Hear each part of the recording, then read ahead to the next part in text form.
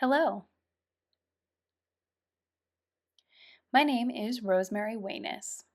I am a certified deaf interpreter. Behind me is a dark blue background. My hair is short, black and white, and I'm wearing dark gray hoop earrings. My eyes are hazel, and I have tan skin. I'm wearing a dark purple, short-sleeved, collared shirt with a black tank as an undershirt. Hello. The topic of this conversation is working with a deaf interpreter.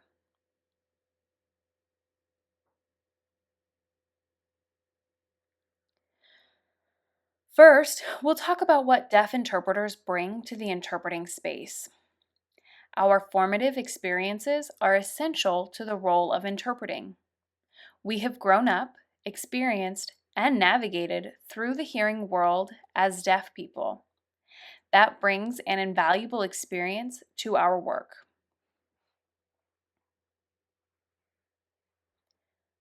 We have experienced missing information and how best to support each other when that occurs. We know how to fill in the gaps with each other. We deeply value clear access to communication. That lived experience allows us to meet our clients where they are. Whether they are deaf, deaf-blind, or deaf with disabilities, went to a deaf program, or were mainstreamed. As deaf people, we are used to spending our time with each other and using our hands, body, and facial expressions to effectively communicate and connect with a wide range of people. Our training is both formal and informal. Formal training for deaf interpreters includes decision-making and ethics. Linguistic expansion and reduction techniques, for example, contrasting or describing and doing, faceting,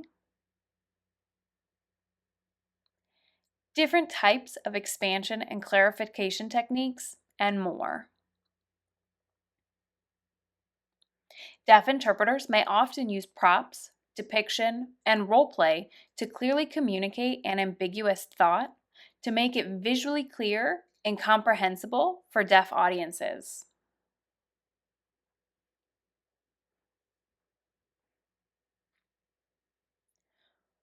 We all know interpreters have ELK, or extra linguistic knowledge. When a deaf interpreter is called into an interpreting situation, we have D-ELK, or deaf extra linguistic knowledge. That is, growing up in a deaf or mainstream school, feeling marginalized from their hearing family, finding their deaf family, and all around having that shared lived experience.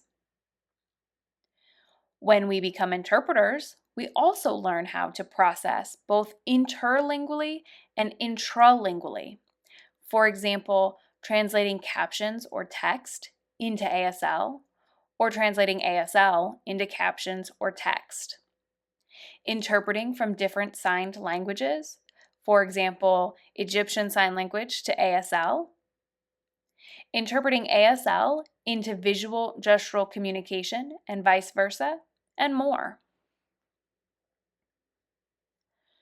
You can pause this slide to read more about where deaf interpreters work, but as you can see, we work everywhere.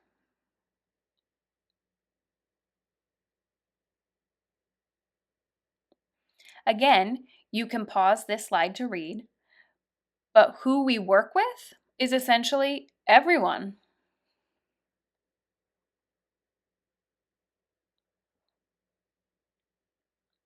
Now, we'll talk about positioning and interpreter placement. When it comes to working with deaf interpreters, I have seen either the X model or the Z model. As the deaf interpreter, I stand opposite the hearing interpreter. The hearing person is standing next to me, and the deaf patient is standing next to the hearing interpreter. Communication goes from the hearing person to the hearing interpreter, to me as the deaf interpreter, to the deaf patient, in the form of a Z. Or if the deaf person and the hearing interpreter are switched, it forms an X. From the hearing person to that interpreter to me to the deaf patient, again forming an X.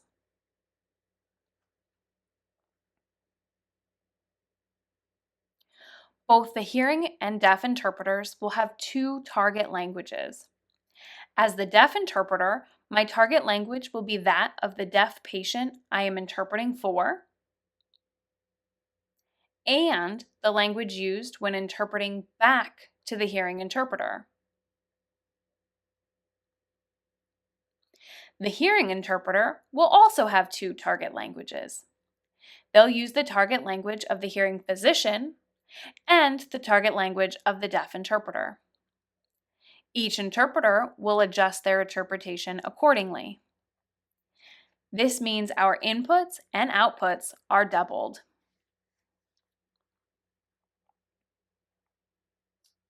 The interpreting process can happen simultaneously or consecutively. These chunks can be small chunks or large chunks of information, depending on the interpreter and the context. There may also be times when we use a blended approach, including a mix of simultaneous and consecutive interpreting in our process allows for clear and effective communication. There are multiple factors that influence placement, and it can vary greatly from assignment to assignment. Factors like how many people are in the room, or is there a camera or stage present? If, for example, the assignment is a press conference, the hearing interpreter will be situated below the camera so that the deaf interpreter can see the feed and maintain eye contact with the camera without straining their head or ending up with a side profile. If we are in a patient's room in a hospital or doctor's office, of course, the interpreters will need to maneuver their placement in a way that is most accessible visually and or tactily. The key is to remain flexible. There are many benefits to working with deaf interpreters. When we have a deaf client, whether they be deaf, deaf-blind, or deaf with disabilities, and a hearing client, it's important to remember that they have different cultures and languages. By bringing in a hearing interpreter and a deaf interpreter, we can bridge that cultural and linguistic gap, allowing the participants to develop connections that they may otherwise not have had. That bridge allows for more equity in the interpreted interaction. Again, deaf interpreters know inherently how deaf people learn, think, and thrive. That knowledge guides our decision making in the interpreting process. We also understand ASL structure and know how to organize content and where to place the emphasis so that communication happens most effectively.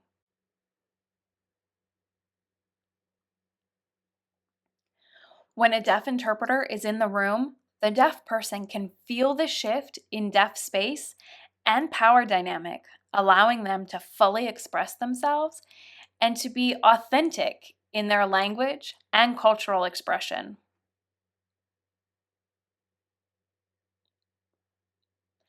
Before starting an interpreting assignment, the deaf and hearing interpreters need to meet, either virtually or via text, in person, or even through Marco Polo, so that they can pre-conference prior to the assignment. They'll need to review the content together, discuss which role each interpreter will have, how best to feed and support each other. Once they're in the interpreting assignment, let's say it's a doctor's appointment, the interpreters will need to discuss who will lead the introductions. Will the deaf interpreter be doing that, or the hearing interpreter? Who will be meeting the deaf patient, and who will be meeting the physician? These are all pre-assignment conversations to have. You'll want to talk about cues for feeding, supporting, clarifying, and correcting if an interpreter misses something. If the team has a disagreement, how best to handle that? how best to support each other. How will you support each other when different demands arise to the interpreting situation? If you're interpreting consecutively, how do you adjust to simultaneous interpreting and vice versa? Again, how do you apply different controls to various demands that come up in the interpreting situation? Also, keeping in mind role space and how that impacts your decision making processes. It's important to be aware that deaf interpreters do benefit a situation. Sometimes a deaf interpreter is vital to the interpreted interaction, and when that occurs, please follow the Code of Professional Conduct. Tenet 2.2 guides us to assess the consumer needs before, during, and after the assignment. If a deaf and hearing team is needed, please advocate for that. Tenet 2.4 means requesting support so that one can fully convey the message. Tenet 3.1 is consulting with appropriate persons to make change as needed. Tenet 4.4 reminds us to respect our consumers by facilitating communication access with equity. Tenet 6.3 is promoting conditions conducive to effective communication. And finally, Tenet 6.5. Remember that if communication access is not happening and a deaf interpreter is needed, you have the right to decline or discontinue an assignment at any point before, during, and after the assignment.